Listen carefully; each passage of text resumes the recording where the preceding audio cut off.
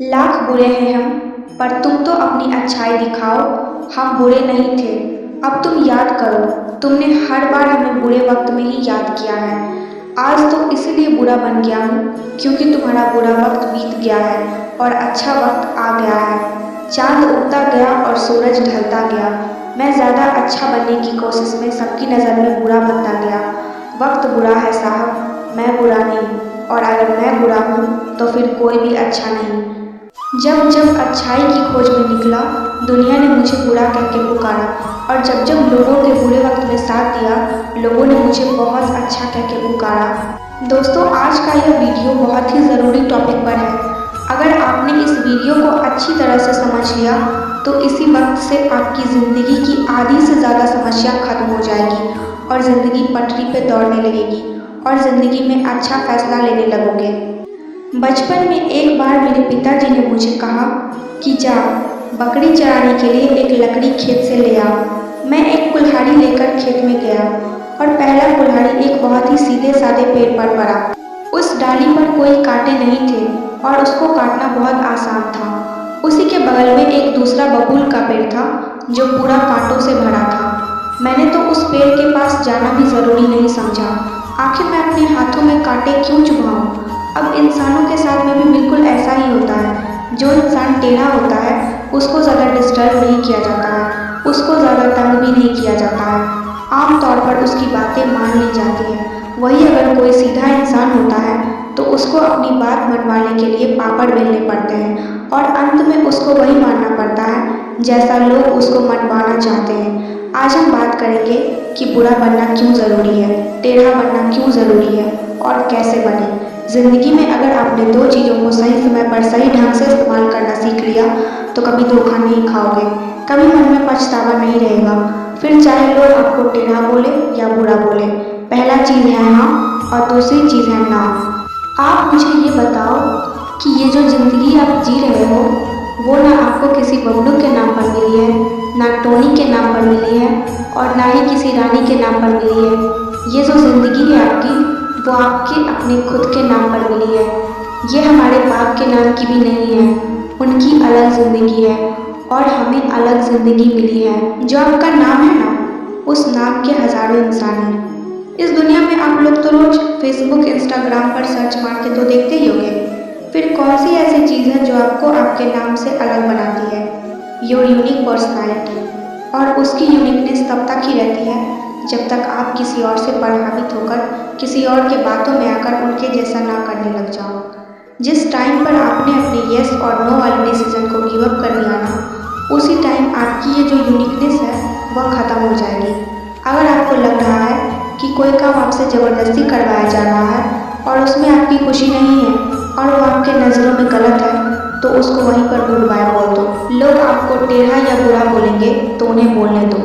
अगर आपको लग रहा है कि आपका फ़ायदा है, किसी मासूम का नुकसान नहीं है, आपको खुशी मिल रही है, आप ग्रो करने वाले हैं, आपको लगता है कि उससे कुछ सीखने को मिलेगा तो आप हाँ बोल सकते हो। आपका जो डिसीजन है ना हाँ बोलने का और ना बोलने का, वो पूरी तरह से आपकी मेंटालिटी पर डिपेंड करना चाहिए। अगर आपको कोई आग में कूदने को बोलेगा तो कूद जाओगे क्या? नहीं कूदोगे ना। लेकिन अगर कोई आपका समय बर्बाद करेगा तो उसको अलाउ करते रहोगे क्योंकि उसमें आपको तुरंत नुकसान नहीं हो रहा है। लेकिन अगर आप उसके कहने से आग में कूद जाओगे तो उसमें आपका तुरंत नुकसान हो जाएगा, तुरंत आप जल जाओगे। इसमें एक बात निकल के सामने आई कि आप ज़्यादा दूर की नहीं सोचते। आप सोचते हो कि कोई समस्या जब है ही नहीं तो जैसा चल रहा है वैसा ही चलने देते हैं। वही अगर आप ये सोचोगे कि यही समय की बर्बादी लंबे समय में आपको कितना नुकसान दे सकती है तो आप आज से ही गप्पे लड़ाना बंद कर दोगे, दूसरों के फालतू के कामों के लिए समय बर्बाद करना बंद कर दोगे। आपको ये लगा ना कि अगर मैं मना कर दिया तो अगला इंसान मुझे गलत सोचेगा या फिर कभी मुझे ज़रूरत पड़ेगी तो साथ नहीं देगा।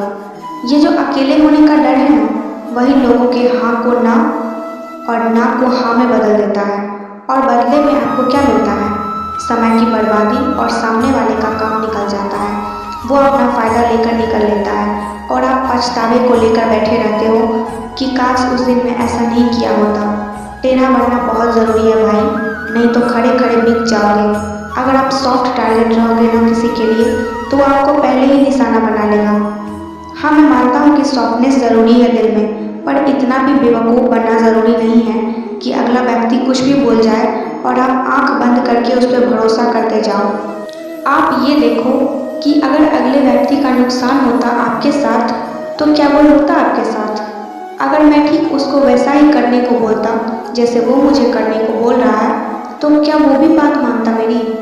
क्या सामने वाला भी हमारे समय की इज्जत करता है, या केवल मैं ही उसके लिए अपना समय बर्बाद कर रहा हूँ? जैसा वो बोल रहा है वैसा करने से मैं किसी को तकलीफ तो नहीं ना पहुँचा रहा हूँ? क्या मेरी इज्जत की तो वाट नहीं ना लग रही? जब भी हाँ और ना बोलने का समय हो ना, तो हर पहलू को ठीक से जांच कर लो। कई बार हम थोड़े से फायदे के चक्कर में सीधा बनकर अगले इंसान की बात मान लेते हैं, पर ये नहीं देखते कि उस थोड़े से फायदे के चक्कर में बाद में बहुत बड़ा नुकसान हो सकता है। कई बार अच्छा बनने के चक्कर में या अपना रिश्ता बचाने के चक्कर में गलत को भी सही बताने लगते हैं और अच्छा बन जाते हैं, पर ये नहीं देखते कि ये जो इंसान हमारे साथ ऐसा कर रहा है ना, ये ऐसा बोल रहा है, वो किसी और को भी तो जाकर बोलता होगा। हमारे बारे में ये नहीं सोचोगे। इसलिए कहता हूँ कि सही है तो उसको सही बोलो, और अगर कोई चीज़ गलत है तो उसको गलत बोलो, फिर चाहे आपको लोग बुरा बोले, टेढ़ा बोले या कुछ भी बोले। अंत में मैं एक ही बात बोलना चाहता हूँ। कहते हैं कि अच्छों को दूसरे में अच्छाइयाँ और बुरों को दूसरों में बुराइयाँ ही नजर आती हैं। इसलिए अगर आपको कोई बुरा बोले, टेढ़ा बोले, तो उसके बातों का नहीं बल्कि खुद के ऊपर ध्यान देना कि क्या आप सच में बुरे हो। किसी को माफ़ करके अच्छा बन जाओ, लेकिन किसी का स्वार्थ पूरा करने के लिए बेवकूफ़ मत बनो। चाहे दूसरों के नज़र में अच्छे बनो या बुरे, बस ऐसा बनो कि कोई आपके जैसा ना बन पाए। और अगर अच्छा बनो तो बेवजह बनना, कोई वजह से तो हर कोई अच्छा बन जाता है। और एक चीज़ को दिमाग में हमेशा रखना, कुछ ऐसा ज़रूर करना कि जिससे दुनिया में देश का नाम हो जाए और देश में आपका नाम हो जाए। इस वीडियो को देखने के लिए आप लोगों का बहुत बहुत धन्यवाद। जय श्री कृष्णा।